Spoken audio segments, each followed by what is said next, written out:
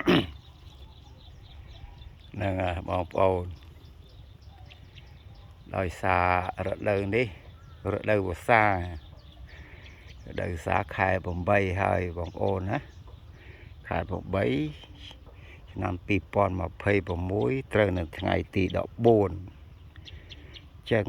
ខែនេះរដូវភ្លៀងច្រើនមិនថាស្រូវមិនថាដំណាំអីផ្សេងទេ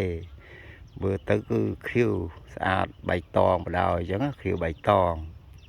ញ្ចឹងមានអារម្មណ៍ថាចង់ថតអ្វីដែលយើងមានឲ្យបងប្អូនមើលលេងអញ្ចឹងណា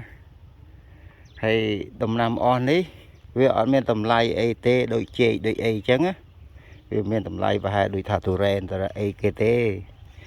ក៏ប៉ុន្តែយើងរៀនដាក់ចិត្តដាក់អារម្មណ៍ស្រឡាញ់របស់អីដែលយើងមានបើយើងទៅស្រឡាញ់របស់ដតីវាថ្លៃមែនក៏ប៉ុន្តែវាមិនមែនជារបស់យើងអញ្ចឹងយើងស្រឡាញ់ឥតប្រយោជន៍ទេអញ្ចឹងយើងរៀនស្រឡាញ់របស់អីដែលយើងមានអញ្ចឹងណាហ្នឹងហើយ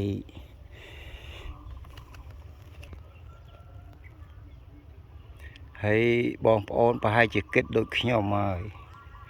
កាលពីចំនួនយើងនៅក្មេងសម័យវាអត់តាន់ទំនើបដូចចេះទេដល់ឲ្យយើងចាស់ទៅយើងនឹកឃើញស្រមៃថាបើសិនជាមានឯកសារសម្រាប់មើលកាលវាយើងនៅក្មេងអាយុ7 8ដល់10 20ចឹងយើងមើលស្នាដៃឲ្យយើងបង្កើតបានផងយើងក៏មើលរូបរាងកាយយើងថាវាក្មេងនោះវាស្រស់ស្អាតផងអញ្ចឹងវាគួរឲ្យស្ដាយប៉ុន្តែដល់សម័យនេះទំនើបចេះយើងមានជាទូរស័ព្ទទូអីថតអញ្ចឹងក៏វាអត់តាន់ហួសពេលដែរបងប្អូនណាអញ្ចឹងយើងថតលេងទៅសម្រាប់20ឆ្នាំឬក៏30ឆ្នាំទៀតដែលយើងចាស់ទៅដល់រួចយើងអាចបើកមើលជាឯកសារមកអញ្ចឹងយើងបានធូរស្រាលក្នុងចិត្តដែរអញ្ចឹងណា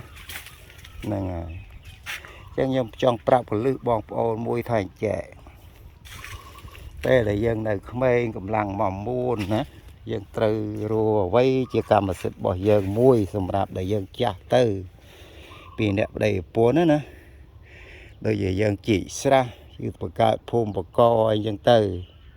ប៉ុន្តែយើងកុំបង្កើតនៅជិតផ្ទះពេកបង្កើតឲ្យបាន2 3 គីឡូដីឬក៏4 គីឡូដីពីផ្ទះមកអាហ្នឹងយើងមានអារម្មណ៍ថា stress ស្មុគស្មាញក្នុងផ្ទះអញ្ចឹងយើងអាចដើរមកកំសាន្តមកមើលទៅដំណាំដាំដុះអីចឹងទៅយើងសត្វចិញ្ចឹមអីតិចតួចមកវាអាចធូរស្រាលក្នុងចិត្តអញ្ចឹងណាហ្នឹងហើយយើងបាក់ទៅហាត់ប្រាណអីទេហើយរឿងកូនចៅគេមានក្រុមគ្រួសារគេអស់ហើយគេមិនបានមកគៀកកាយស្និទ្ធស្នាលមួយយើងទេអញ្ចឹងយើងមានតែបង្កើតអ្វីដែលយើងមានសម្រាប់អារម្មណ៍របស់យើងហើយយើងមានដំណាំដាំដុះបែបនេះយើងជាចន្ទុលរបស់យើងមួយដែរបងប្អូនយើងអាចបេះលក់ទៅទិញម្ហូបមហាទៅវត្តទៅវាអីខ្លះទៅហើយកូនឲ្យមកខ្លះមកយើងរស់បាត់ហើយយើងកុំដាក់ទម្ងន់ទៅលើកូនថាអូកូនវាមិនចាំអញមិនមើលថែអញចឹងវាអត់ត្រូវទេព្រោះគេមានក្រុមគ្រួសារដូចតែយើងដែរកាលពីយើងនៅពីក្មេងក៏យើងអត់បានមើលថែណៃលពុកយើងដូចតែគ្នាយ៉ាងដែរបើយើងស្រឡាញ់កូនយើងកុំដាក់ទម្ងន់ទៅលើគេបន្ទុកគេក៏វាធ្ងន់ដូចយើងកាលពីក្មេងយ៉ាងដែរណាហ្នឹងហើយចឹងមកថាចំណុចអស់នេះបើនិយាយទៅគេហៅថាព្យាបាលផ្លូវចិត្តពេលដែលយើង stress ស្មុគស្មាញនឹកឃើញមួម៉ៅអីយើងអាចដើរមកលេងកំសាន្តកន្លែងយើងដែលយើងបង្កើតបានអញ្ចឹងណាអញ្ចឹងយើងមានអារម្មណ៍ធូរស្រាលហើយមួយយ៉ាងទៀតដោយថាយើងរៀងចាស់ទៅយើងរៀងស្មុគស្មាញហ៎កន្លែងនេះថាវាទិញវាត្រន់អញ្ចឹងយើងក៏អាចទៅវត្តទៅវាយអញ្ចឹងទៅដំណាំដាំដុះយើងមិនបាក់សម្រាប់សត្វអីទៀតទេយើងបេះ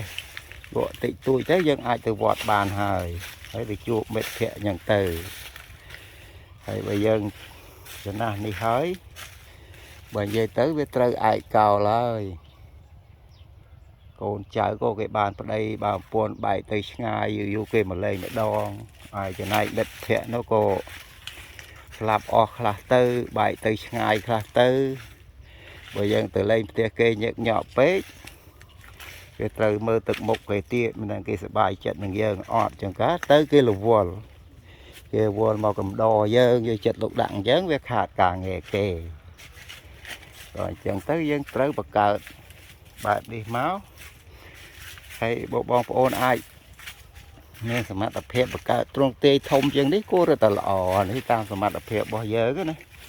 បាទដាំស្អីផ្សេងទៅមកលំហែទៅហើយក្នុងមួយថ្ងៃយើងអាចដើរមកចំការយើងបាន4ជើង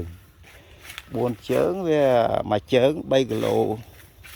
ដីបងប្អូនគិតទៅ4ជើងវាស្មើប្រមាណអញ្ចឹងធ្វើអារម្មណ៍យើងវាស្រស់ស្រាយហើយសុខភាពល្អទៀតចាំយើងមិនបាច់ចាំដើរតាមខ្នល់តាមអីជួនកាលវាមានបញ្ហាយើងចាស់អីចឹងទៅ